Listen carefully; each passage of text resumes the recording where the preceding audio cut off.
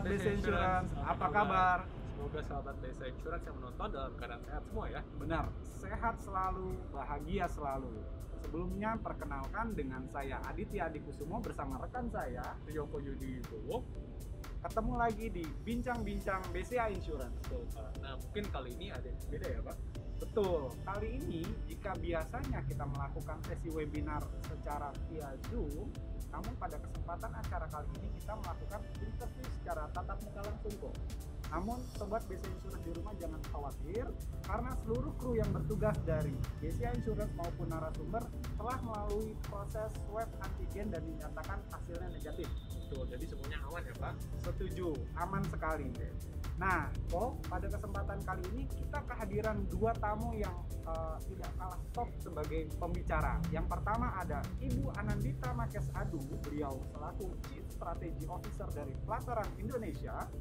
Dan yang kedua, Ibu Teresia Magdalena dari selaku Vice President Beauty Travel. Oke, untuk lebih lengkapnya silahkan menyaksikan tayangan berikut ini.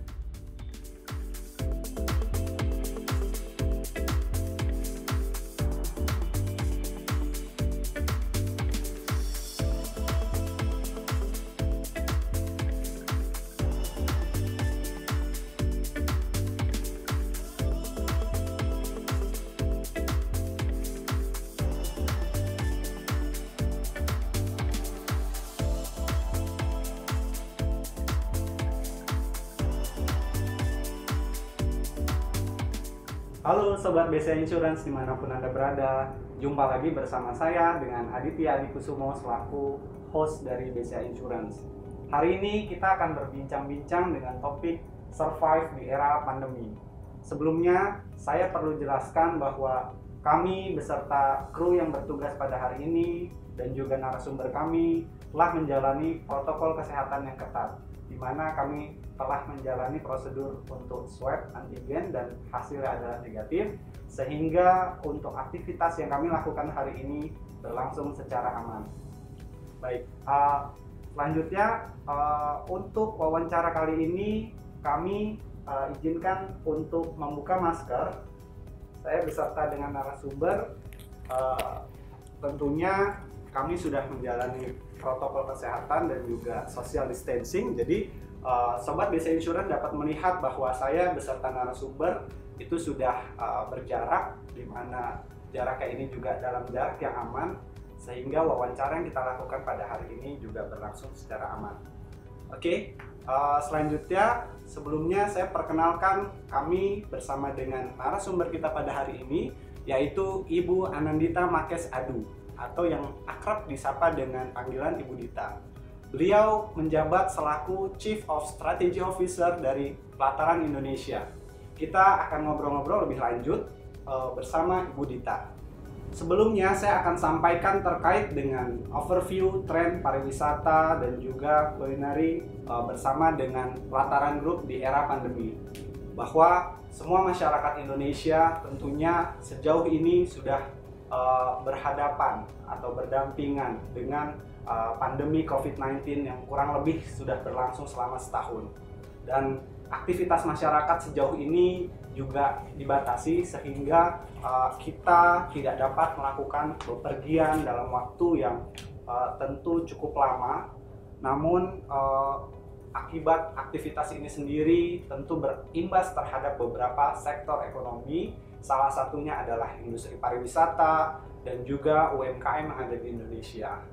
Kabar baiknya, masyarakat sudah mulai melakukan bepergian dengan standar protokol kesehatan yang ketat, di mana sejauh ini program vaksinasi dari pemerintah juga sudah mulai diberlakukan. Oke, kita langsung saja. Halo Ibu Dita, apa kabar Ibu? Pagi Mas Adit, baik, terima kasih. Bagaimana Ibu untuk kesibukannya sejauh ini? Puji Tuhan di Pelataran kami sibuk. Sibuk itu bahkan dari awal pandemi pun kita sibuk. Tapi bisa diartikan kesibukannya itu berubah-ubah ya, dari sibuk yang pertama awal pandemi itu crisis management, lalu untuk formulation untuk program. Sekarang puji Tuhan kami mulai sibuk dengan demand yang sudah kembali dari market, lalu aktivitas turis yang juga sudah semakin meningkat, terutama domestik ya. Oke, artinya sejauh ini kesibukan tetap ya Bu ya? Terus sibuk. Oke, Ibu jika diperbolehkan, mungkin banyak Sobat BC Insurance yang berada di rumah belum tahu mengenai gambaran seputar bisnis dari Pelataran Indonesia. Boleh Ibu sekilas bisa Ibu sampaikan terkait dengan bisnis Pelataran Indonesia? Baik, jadi Pelataran Indonesia itu Mas Adit adalah a homegrown Indonesian hospitality company. Jadi perusahaan ini asli Indonesia, dibuat oleh orang Indonesia, dan dari hari pertama kita buat perusahaan ini tujuannya satu, untuk Indonesia dan untuk orang Indonesia. So whatever it is that we do in Pelataran, mau dari operations, dari segala aspek, ujung-ujungnya apa sih, kita ingin berkontribusi untuk Indonesia dan orang Indonesia. Dari Pelataran sendiri kita operate in various line of services. Kita ada hotels and resorts, ada restaurants, ada venue, ada private cruises juga, dan catering services. Dan operations kita ada di Jakarta, Puncak, Borobudur, Bromo, Bali, ada 3 tempat, yaitu Canggu, Ubud, dan West Bay National Park, dan juga Komodo. Oke, jadi cukup banyak ya Bu. Ya. Dimulai sejak kapan Bu? Pelataran sendiri dimulai dengan di tahun 2009. Awalnya founder kami, Pak Yosua Makes dan Ibu Dewi Makes, yang kebetulan ya last name-nya sama kayak saya, orang tua saya. They wanted to have a holiday home and holiday business in Bali. Jadi mulai dari Pelataran Canggu itu, awalnya Pak Yosua bilang, kita bikin bisnis di Bali yuk. Tidak punya dream untuk tidak punya dream ada, tapi tidak punya ekspektasi bakal jadi sebesar ini. Jadi awalnya di Pelataran Canggu itu it started with 25 people. Yeah, we had 25 staffs. Now Pelataran employs more than 1100. Wow. Jadi dalam waktu 12 tahun kami sudah bertumbuh sedemikian rupa. Dan dimulai dari bisnis hotels dan resorts, karena di Canggu sendiri merupakan Pelataran Canggu Resort dan Spa, dan sampai sekarang kita sudah buka ke other lines of services seperti yang saya sudah sampaikan tadi. Oke, artinya bisnis ini terus growing up ya Betul. Bu ya. Bahkan mungkin ke depan akan lebih lagi ya Bu ya. Amin. Tidak cukup sampai di sini. Amin. Seperti itu ya Bu. Iya. Baik Sobat BC Insurance, tadi untuk melengkapi terkait dengan pemaparan yang Ibu Dita sampaikan, sekilas video dari Pelataran Indonesia yang dapat teman-teman saksikan. Silakan.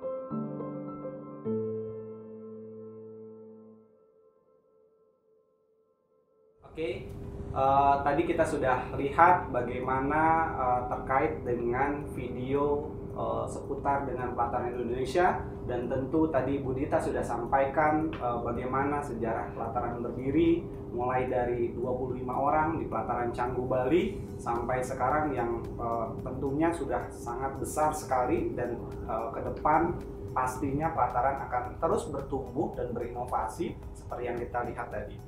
Oke, kembali lagi Bu Dita, sebenarnya apa sih yang dimiliki oleh pelataran secara ciri khasnya yang membedakan dari pelaku usaha sejenis?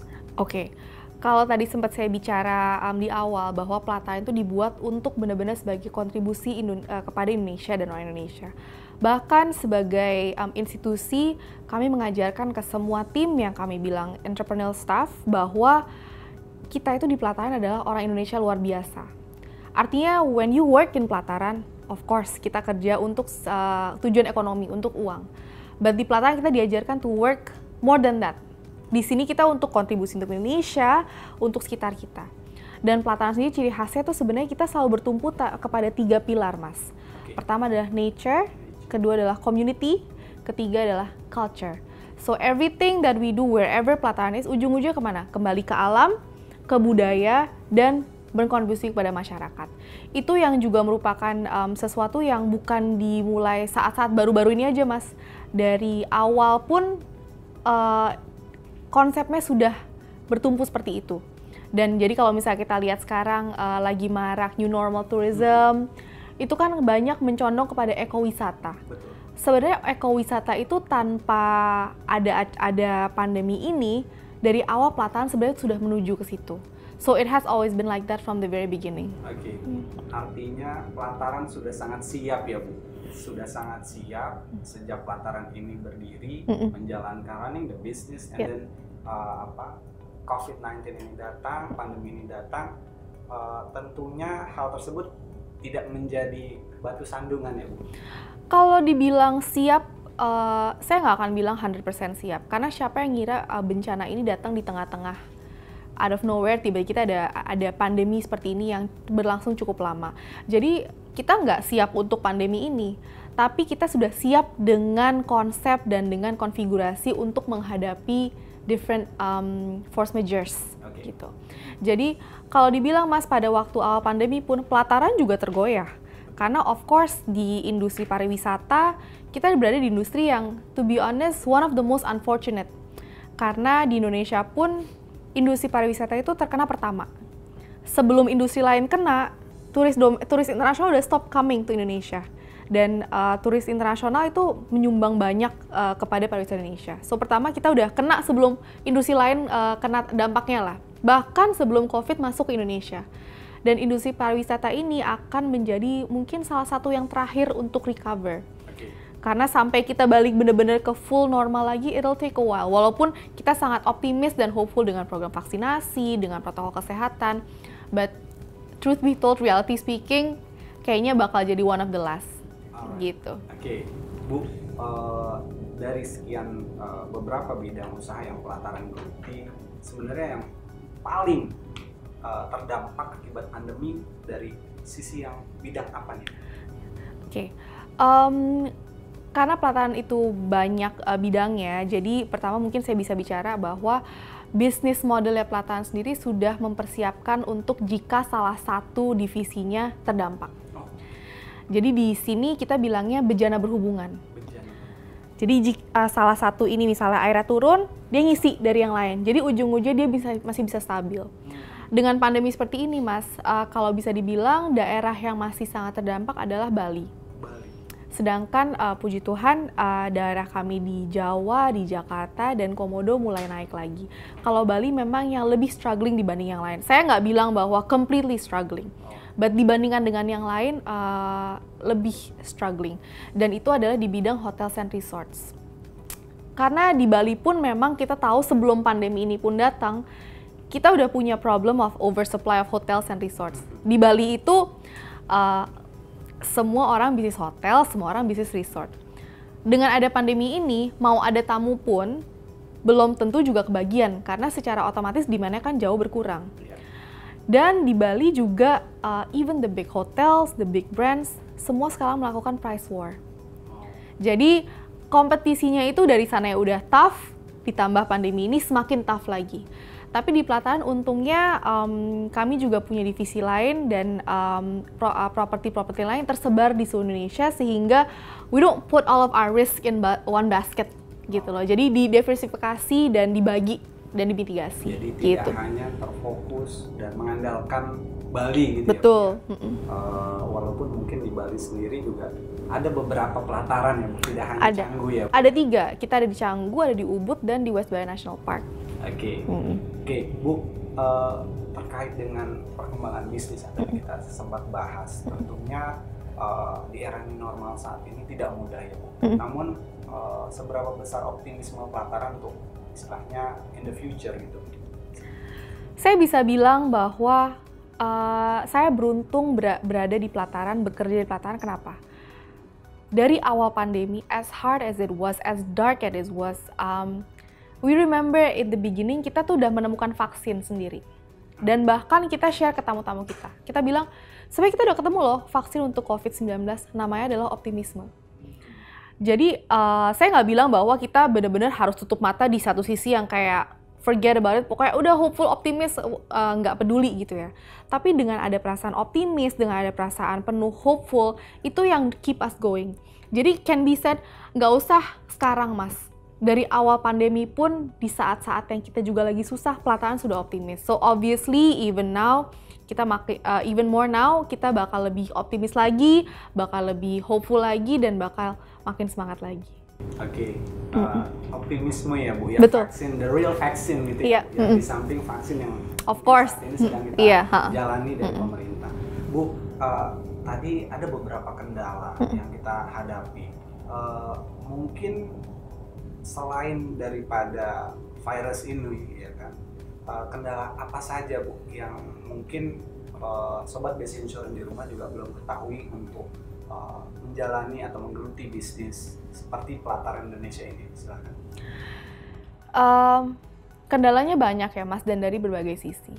Pertama dari sisi demand, of course it's something that we cannot control karena dengan adanya pandemi ini otomatis publik punya keinginan untuk berlibur itu pasti kurang. Dengan ditambah situasi ekonomi yang sempat melambat karena pandemi, of course daya beli orang juga adjusted, jadi menurun. Kedua adalah kendalanya adalah kita itu punya banyak kewajiban. The business may stop, but the obligations don't stop. For example, saya bisa tutup hotel di Bali, tapi kan maintenance-nya harus jalan. Kalau misalnya maintenance-nya nggak jalan, kita nggak running semua, begitu kita buka, not only kita nggak siap, lebih parah lagi barangnya nggak siap, rusak dan lebih mahal daripada kita memaintain selama ini. So of course dari segi financial terdampak juga. Dan yang ketiga adalah menurut saya kendalanya adalah untuk melakukan konsistensi dari protokol kesehatan. Kalau di Pelataran sih simply no tolerance ya mas. Kita dari awal sudah mengusung protokol kesehatan dengan level tertinggi. Itu sesuatu yang kita nggak ada tolerir, karena kita berpikir bahwa ini merupakan suatu tanggung jawab kita untuk tamu, untuk diri kita, dan untuk sekitar kita. Tapi untuk protokol kesehatan itu sebenarnya bukan as easy as it is.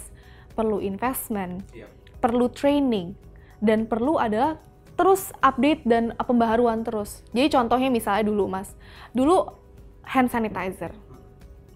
Tapi sekarang dengan ada teknologi, Pelataran itu juga langsung invest ke blue air filter yang ada HEPA seperti di kapal terbang. Jadi kendalanya adalah bisa nggak kita keep up dengan teknologi sekarang untuk memberikan yang terbaik ke tamu. Dan itu juga impact ke banyak hal, ke training ke karyawan, ke cost juga. Dan sampai sekarang kendalanya tapi terbesar adalah ya demand-nya dulu. As soon as the demand mulai balik lagi baru kita bisa itu. Ya, artinya return on investment-nya tentu akan kembali juga. Iya. Dan Pelataran rasanya harus terus awas diri ya Bu, untuk harus menghadapi itu ya Bu, dengan optimisme yang tadi Ibu sampaikan, seperti itu ya Bu ya. Jadi kalau misalnya salah satu kuncinya juga dalam menghadapi pandemi ini adalah dua mungkin ya Mas ya, adaptabilitas dan fleksibilitas.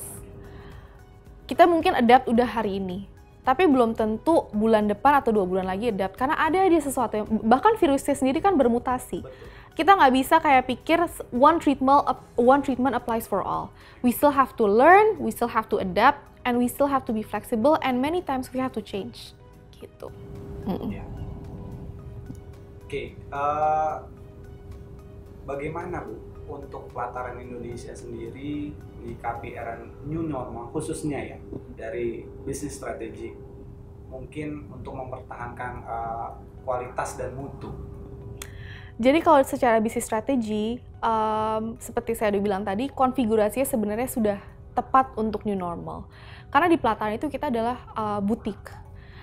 We don't have a very big room villa inventory, nggak terlalu bukan yang besar sekali, sehingga allows us to give personal, intimate, and tailored services kepada tamu-tamu. Itu termasuk ada tamu yang misalnya datang, dia bilang, saya sama sekali nggak mau ke restoran, saya cuma mau di villa, everything I want to do in my villa, including makan, including mungkin beberapa activities, itu di pelataran kita bisa lakukan karena memang dari awalnya itu kita, that's our soul, that's our identity gitu loh Mas.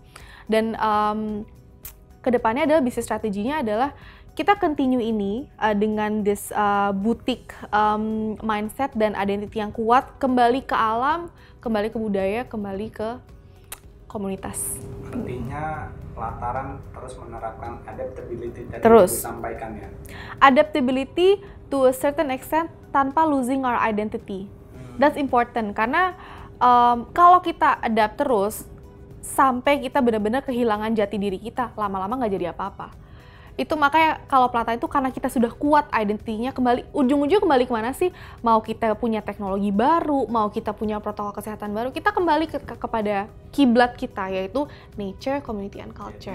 DNA tadi yang Ibu bilang, nature, community, and culture itu harus terus ya Bu? Terus, mau kita ganti sedemikian rupa, tapi harus tetap merujuk kepada hal tersebut. Baik. Gitu. Bu, tentunya pemerintah kan sudah mulai menerapkan beberapa prosedur terkait dengan industri yang pelataran ini jalani. Bagaimana Bu, pelataran menyikapinya untuk menyesuaikan peraturan pemerintah di era new normal saat ini? Semua pelataran properti sudah menerima sertifikasi CHSE dengan nilai tertinggi, dan menurut saya itu sangat penting. Kenapa? Ada 2 sisi, Mas.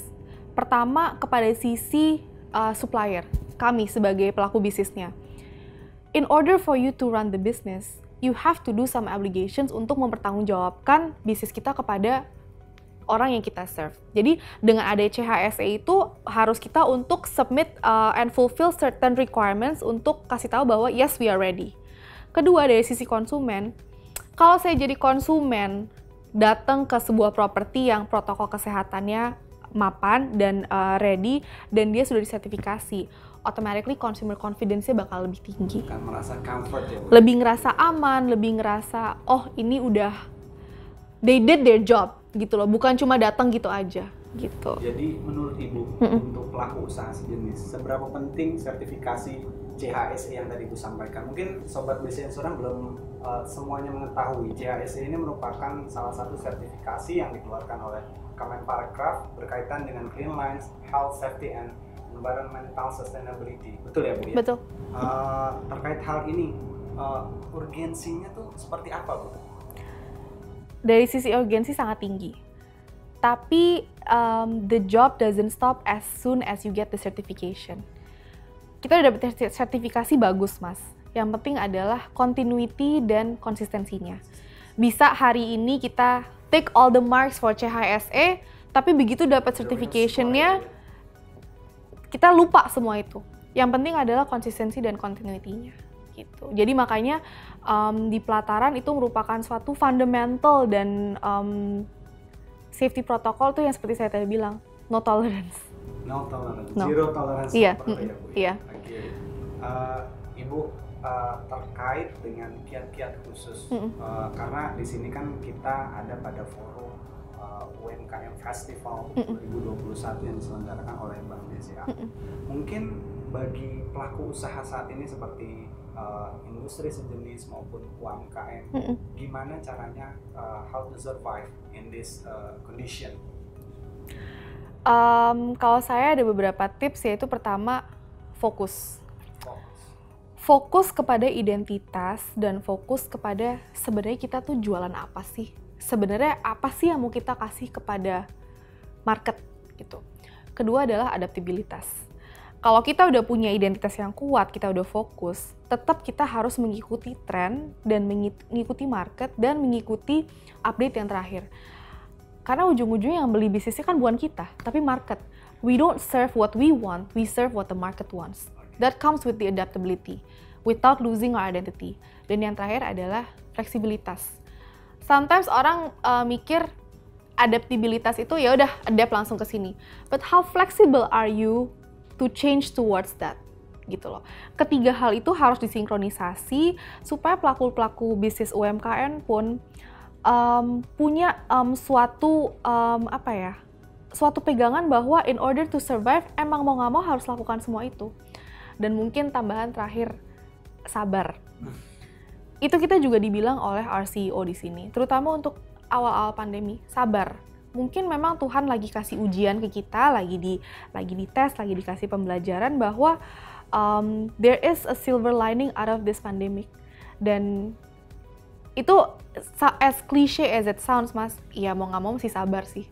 We've been sabar for like a year-ish, right? So, emang kunci ya sabar dan optimis. Iya, tentu setuju. Jadi kalau kita tidak sabar, ya mungkin kita sudah surrender gitu ya, sudah menyerah. Beda ya Mas ya, sabar dan menyerah gitu. Tapi sabar diimbangi dengan optimis. Betul. Sabar sambil kerja, sambil terus pikir nih bisa kita apain ya. Betul. Tanpa memaksakan kehendak karena dia ya sometimes there's nothing we can do gitu. Kayak contoh di Jakarta, kita udah buat sedemikian rupa. Dan tempat lain programnya udah dibuat semuanya. Tapi begitu misalnya ada regulasi pemerintah, PSBB, bisa apa-apa nggak? No. Nggak bisa, walaupun misalnya di Jakarta kita ada catering service, ada, tapi main line of business-nya of venue and dining di tempat itu bisa diapa-apain? Nggak bisa. Ya sabar, and within that time optimis dan terus memperbaiki diri. Gitu. Artinya setelah sabar, usaha mungkin kita berpasrah pada Tuhan ya Bu ya? Itu udah pasti. Pasrah sambil kerja tapi ya. Siap. Oke.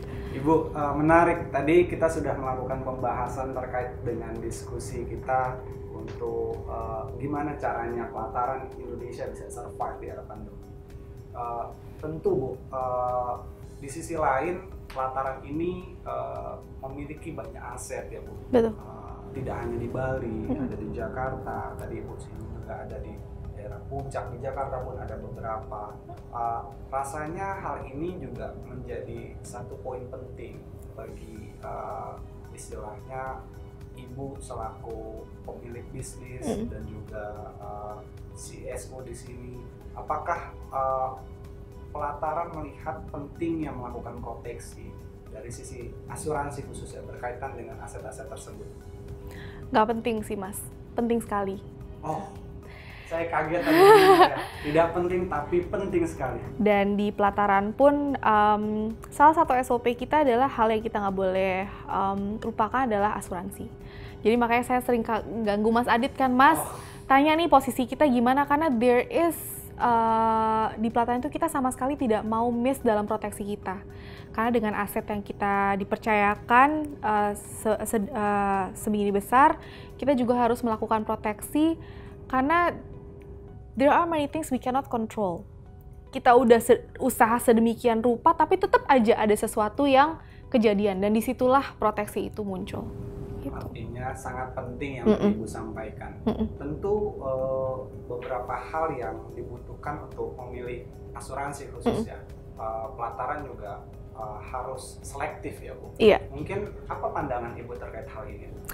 Kalau asuransi itu dilihat sebagai bukan sebagai vendor, tapi sebagai partner. Karena begitu kita melihat sisi asuransi sebagai partner, it's a different mindset.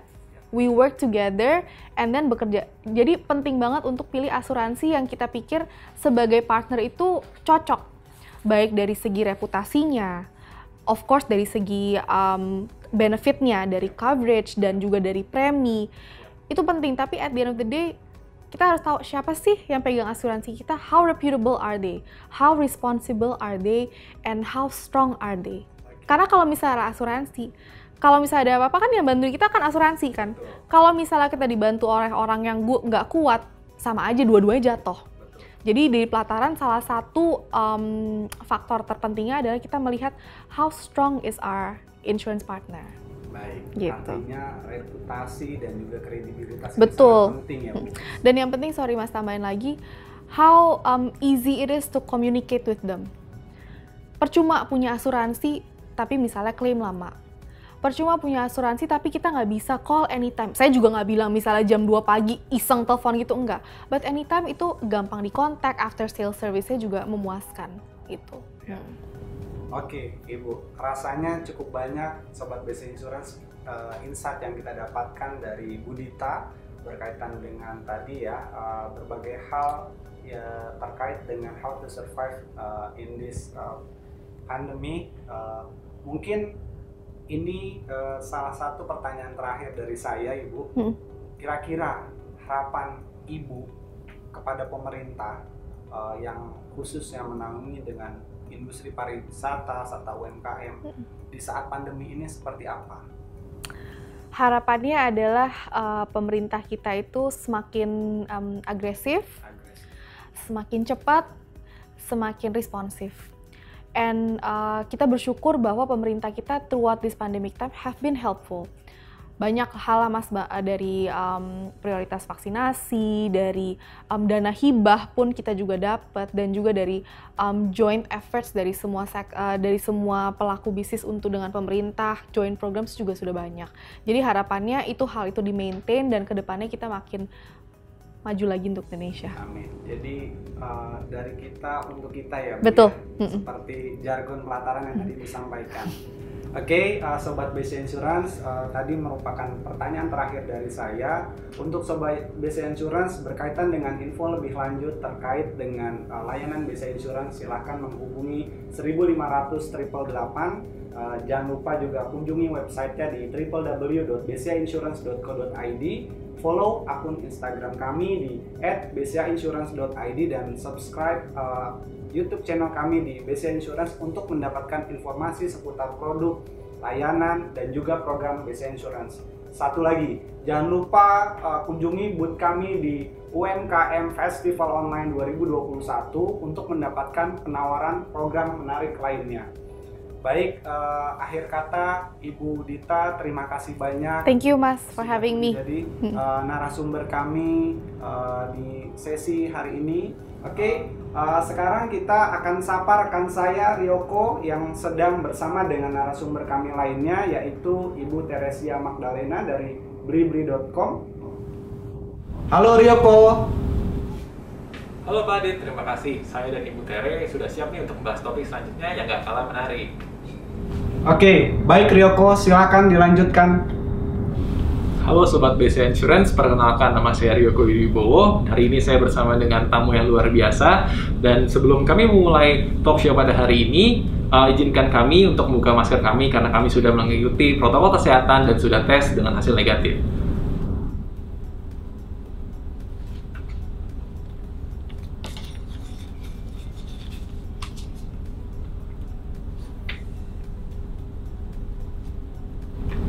Baik. Sebelumnya, izinkan saya untuk memberikan sedikit overview tentang transaksi digital Blibli Travel di era new normal. Semua masyarakat Indonesia menghadapi kondisi yang sama sekitar setahun lamanya karena pandemi COVID-19. Selama tahun ini juga, aktivitas masyarakat dibatasi demi kebaikan bersama untuk menghentikan penyebaran virus ini. Aktivitas terbatas tentunya berimbas kepada beberapa sektor ekonomi dan bisnis, salah satunya industri e-commerce, khususnya pariwisata. Nah, namun kabar baiknya saat ini masyarakat tetap dapat bepergian atau berwisata dengan tetap menerapkan protokol kesehatan yang ketat tentunya. Nah, di webinar kali ini kita mengundang Ibu Teresia Magdalena atau biasa dikenal dengan Ibu Tere selaku Vice President dari Blibli Travel untuk membahas topik di atas. Baik, halo Ibu Tere, apa kabar? Halo Mas Rio, kabar baik. Apa kabar? Saya juga baik. Oke, Ibu kesibukan apa nih Bu hari-hari ini? Kesibukan ya, kerja udah pasti, cuman memang masih dibatasi dengan kondisi work from home. Tetap harus bisa memberikan satu eksistensi ya, khususnya untuk di bidang travel yang kita sama-sama ketahui lagi dalam kondisi tiarap seperti itu kurang lebih. Oke, baik Bu. Untung kabarnya baik dan semuanya sehat-sehat semua ya Bu. Sehat. Nah, kalau Ibu Tere nggak keberatan ya Bu, mungkin kan kita udah sama-sama tahu ya, mungkin Blibli itu adalah salah satu perusahaan e-commerce yang cukup besar dan salah satu pionir juga ya di industri e-commerce, dan mungkin industri e-commerce yang bergerak di tahun 2011 dan mengalami perkembangan yang pesat. Selain itu, Blibli juga mengedepankan customer focus dengan menghadirkan produk-produk yang tentunya menarik buat customer-nya. Bu Tere, mungkin boleh jelasin sedikit tentang Blibli Travel itu apa sih Bu? Boleh dong. Blibli Travel itu satu dari 16 kategori yang ada di dalam blibli.com. Seperti itu. Jadi kita memang di dalam blibli.com itu ada 16 kategori di situ ya. Nah, kenapa ada travel di dalamnya? Karena kita melihat travel menjadi salah satu kebutuhan dari customer kita. Seperti itu. Oke, baik. Nah, bagi Sobat BC Insurance untuk mengetahui lebih detailnya, mari kita saksikan video dari Blibli Travel. Apa sih yang paling kamu butuhkan buat traveling? Satu aplikasi untuk semua destinasi, Blibli Travel. Dari pesan tiket pesawat, kereta, hotel, sampai paket tur dan atraksi. Semua dengan harga terbaik. Udah siap berangkat? Jangan lupa lengkapi kebutuhan travelmu di Blibli juga. Karena Blibli memastikan kamu bisa dapatkan beragam fitur layanan terbaik. Yeay, siap menjelajah! Eksplor beragam destinasi, kuliner, dan banyak hal baru tanpa batas. Dengan Blibli Local Guide dan tour leader terbaik. Ciptakan pengalaman yang kamu mau dengan tur wisata favorit serta ragam atraksi yang fantastis. Telusuri tiap sudut destinasi dengan pilihan transportasi yang bisa kamu pesan kapanpun kamu perlu. Temukan beragam inspirasi traveling dari seluruh dunia bersama Blibli. Yuk jalan-jalan bersama Blibli Travel. Baik Sobat BC Insurance, kita udah sama-sama melihat dari video dari Blibli Travel. Nah, mungkin selanjutnya kita akan langsung interview aja dengan Ibu Tere ya. Nah, mungkin Ibu Tere kalau kita boleh tahu gitu ya tentang Blibli Travel sendiri, apa sih perbedaan Blibli Travel dari pelaku bisnis yang lainnya? Perbedaannya ya, kami adalah e-commerce marketplace ya. Jadi istilahnya kita ada tempat, satu mall kita sediakan untuk para seller berjualan di platform tersebut, seperti itu. Jadi seller-seller, para UMKM dan travel agent, mereka itu yang mungkin kesulitan untuk berjualan secara online. Nah, mereka buka secara online di dalam platform online, di dalam e-commerce, seperti itu. Ya, melalui Blibli Travel, benar, seperti itu. Berarti istilahnya di situ ada beberapa gabungan orang-orang di situ ya Bu, atau bahkan organisasi dalam Blibli Travel? Iya, gitu ya? ada asosiasi di dalamnya, terus ada ya pelaku-pelaku usaha bisnis lah, usaha kecil menengah, usaha travel agent, seperti itu. Oke. Lalu dari sekian produk yang ditawarkan oleh Blibli Travel Bu, kira-kira produk apa sih yang terkena dampak pada saat ini? Semua terkena dampak. Semua terkena dampak, mulai dari tiket pesawat, hotel, tiket atraksi, tur, semua terkena dampak. Kita melihat mungkin dari regulasi dulu ya. Kalau misalnya regulasinya adalah regulasi memang seperti border ditutup, udah otomatis tiket pesawat internasional pasti kena dampaknya sekali, ya seperti itu, ya. Lalu kalau misalnya mungkin ada larangan-larangan seperti mudik itu juga sama tuh, akomodasi itu juga pasti akan terkena dampak seperti itu. Nah, akan tetapi kita lihat nih, sebenarnya nggak cuma sekedar jualan yang kita prioritaskan, tapi bagaimana Blibli bisa mengambil bagian dalam memberikan informasi yang ter-up to date untuk customer kita, seperti itu. Oke. Lalu bagaimana sih perkembangan bisnis travel Blibli khususnya di saat era new normal seperti ini? Oke, di saat new normal, kita sebenarnya terkena pandemi udah lebih dari 1 tahun ya. Betul. Dari bulan Maret deh, tahun lalu ya. Sekarang udah April, jadi 1 tahun lebih ya. Masih tetap belum kembali normal. Jadi memang kondisinya itu masih bisa dibilang masih struggle lah ya, seperti itu. Cuman memang ada beberapa produk yang masih cukup ada peminatnya. Ya, seperti contohnya staycation. Mungkin customer sudah mulai merasa penat, dengan kondisinya saat ini, keadaan saat ini gitu ya. Lalu mereka memutuskan untuk yaudah kita staycation aja gitu bersama family, bersama teman kayak begitu. Mungkin hotel-hotel yang di area Jakarta atau mungkin Iya. sekarang naik ya Bu kira-kira. Benar Oke, sekali oke, kayak oke. gitu. Jadi kalau misalnya selain itu kendala apa aja sih yang dialami Blibli Travel saat new normal ini selain karena pandemi, tapi mungkin ada kendala regulasi atau apa mungkin Bu yang dirasakan? Iya, regulasi tentu menjadi salah satu kendalanya. Ya, karena memang biar bagaimanapun kami dari Blibli tentu ingin mengambil bagian menjadi bagaimana untuk bisa memulihkan nggak cuma perekonomian, tapi bagaimana memulihkan kondisi untuk bisa melampaui kondisi pandemik setelah ini seperti itu.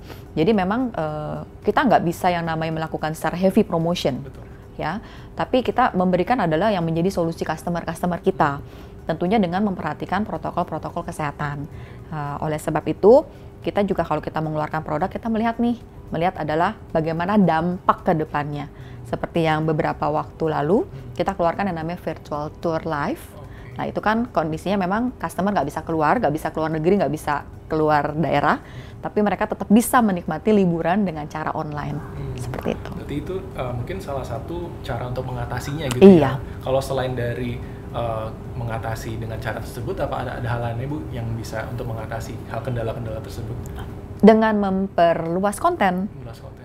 Dengan memperluas konten, kita bagaimana kita selalu untuk bisa mengencourage konten-konten kita memberikan sesuatu informasi yang ter-up to date.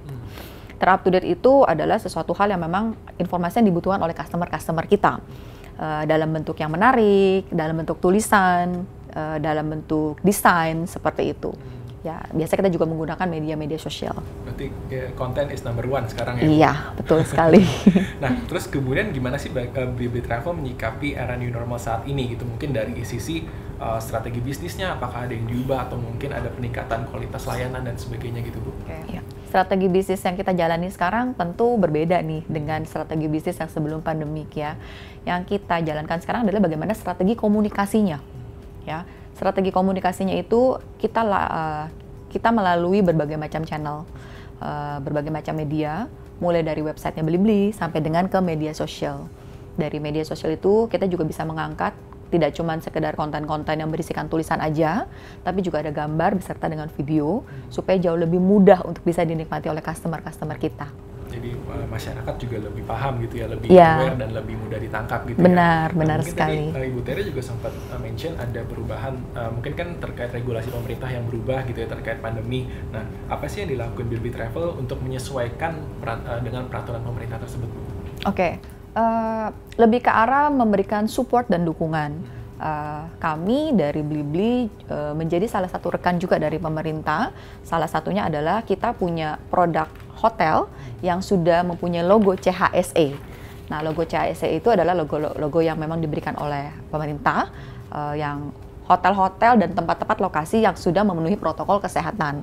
Jadi lebih ke arah seperti itu, bagaimana kita mendukung, bekerja sama, dan memberikan informasi kepada customer kami. Jadi dengan salah satu hal tersebut bisa memberikan rasa aman kepada calon Benar. konsumen lah kira-kira ya Bu. Iya, Jadi mana tuh benar. hotel yang lebih bersih atau gimana gitu ya? Iya, yang pastinya memenuhi protokol kesehatan. Baik. Seperti itu. Nah, mungkin Sobat Basation juga pengen tahu nih, apa sih kemudahan yang ditawarin oleh Blibli untuk pemesanan tiket nih Bu? Mungkin baik pesawat atau mungkin pemesanan hotel.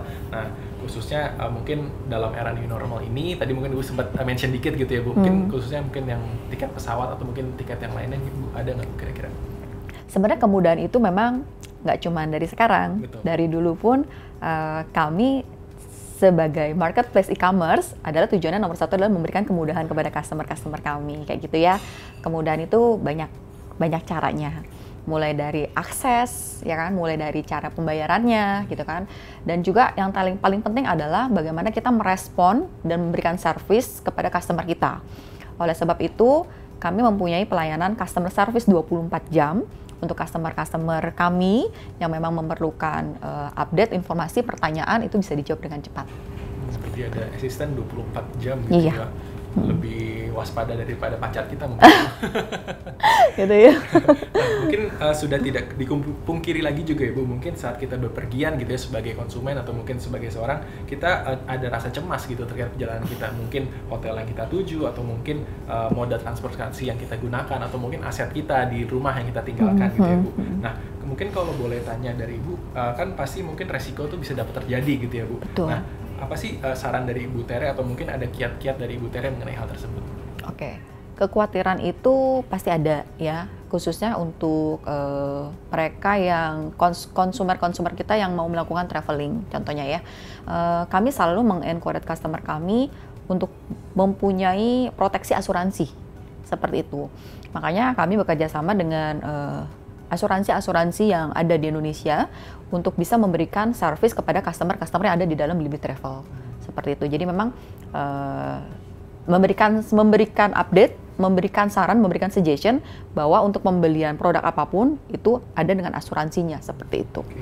Nah, berarti apa sih pentingnya proteksi asuransi menurut Ibu, khususnya buat aset gitu bagi pelaku bisnis? Sangat penting ya. Untuk asuransi bagi pelaku bisnis ataupun sebagai customer sendiri, karena dengan adanya proteksi asuransi ini tentu bisa memberikan kenyamanan, karena kan kondisi ataupun kendala-kendala yang kita tidak ketahui seperti contohnya kebakaran, kecelakaan, itu kan suatu hal yang memang tidak bisa kita prediksi, bisa terjadi kapanpun, dimanapun, seperti itu ya. Tapi dengan kita sudah mempunyai asuransi, istilahnya kita sudah memprotek di awal, sudah mengcover dari awal gitu loh. Jadi tidak perlu ada kekhawatiran lagi seperti itu. Nah, mungkin Ibu udah mention tuh apa sih pentingnya asuransi gitu ya bagi pelaku bisnis. Nah, lalu apa aja sih Bu yang kita harus perhatikan gitu ya dalam memilih produk asuransi khususnya untuk memproteksi aset-aset gitu sih Bu kira-kira? Memilih produk asuransi ya, itu harus memperhatikan 5 hal. Pertama adalah produk asuransinya tentu harus sesuai dengan kebutuhan kita, seperti itu. Jadi jangan salah nih memilih produk asuransi ya. Nah yang kedua, kita harus tahu betul manfaatnya. Dan setelah tahu manfaat tentu juga kita akan ngecek harganya, seperti itu ya. Nah yang ketiga, ini penting untuk perlu diketahui adalah kita harus mempelajari juga hal-hal apa saja yang memang tidak tercover di dalam asuransi tersebut, supaya nanti tidak salah dalam mengambil produk asuransi tersebut lah, seperti itu ya. Nah yang keempat ini adalah ini yang mungkin jarang dipelajari ataupun jarang dibaca oleh customer, tapi ini juga suatu hal yang penting, yaitu bagaimana cara klaimnya. Bagaimana cara klaimnya? Kadang orang udah beli asuransi tapi nggak tahu bagaimana cara klaimnya, gitu ya. Yang kelima, last but not least, bagaimana kemudahan membeli asuransi tersebut. Nah, salah satu kemudahannya adalah memang kan membeli secara online, ya kan? Bisa dimanapun, bisa kapanpun, bisa sambil tiduran, bisa di rumah, anytime lah pokoknya seperti itu. Anywhere, ya, Bu? Iya, seperti itu. Baik, terima kasih Bu untuk sharing-sharingan kali ini. Nah, mungkin sebagai closing gitu ya, Bu, sebagai penutup, apa sih harapan dan ekspektasi Ibu gitu ya, khususnya buat pemerintah dan juga terkait Blibli Travel untuk kedepannya terkait dengan pandemi ini juga sih Bu? Oke, harapannya untuk pemerintah, ya kita bisa bersama-sama, pemerintah bisa membantu mensupport para pekerja baik secara online maupun offline untuk bersama-sama bisa memerangi yang namanya kondisi pandemik ini. Jadi kita benar-benar bisa melewati sehingga perlahanan bisa kembali normal. Semua penduduk Indonesia juga sudah bisa mendapatkan vaksin ya, nggak cuma di usia 60 tahun ke atas saja gitu ya, sehingga customer bisa dengan mudah dan leluasa untuk bisa melakukan kembali traveling seperti itu. Baik, untuk info lebih lanjut dan pelayanan BCA Insurance, Sobat BCA Insurance bisa menghubungi di Halo BCA di nomor 1500888. Atau mungkin Sobat BCA Insurance bisa mengunjungi website kami di www.bcainsurance.co.id.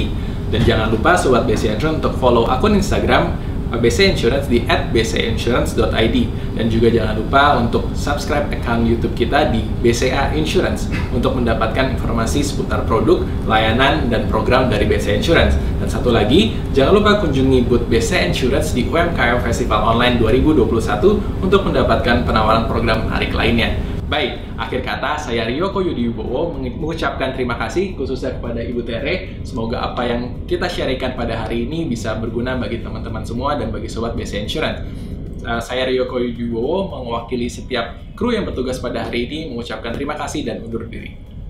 Nah, akhirnya kita sudah sampai di penghujung acara nih kok. Wah, betul nih Pak, kita udah sharing-sharing berbagai tips dan strategi bisnis, dan semoga apa yang kita sharingin hari ini bisa menjadi inspirasi buat sobat-sobat sekalian semua. Benar sekali. Untuk sobat-sobat BCA Insurance, kita akan ketemu lagi di bincang-bincang BCA Insurance pada episode-episode berikutnya, karena tentunya kita akan menghadirkan pembicara-pembicara yang tidak kalah top pastinya dari episode sebelumnya.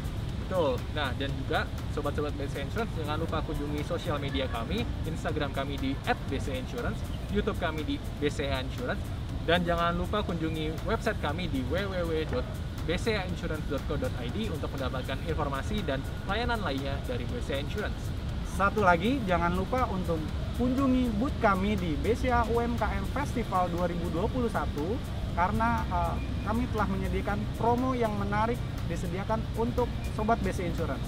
Akhir kata kami ucapkan terima kasih, dan kami dari segenap tim yang bertugas undur diri. Ingat, stay safe, stay healthy, stay at BCA Insurance. Solusi tepat asuransi Anda.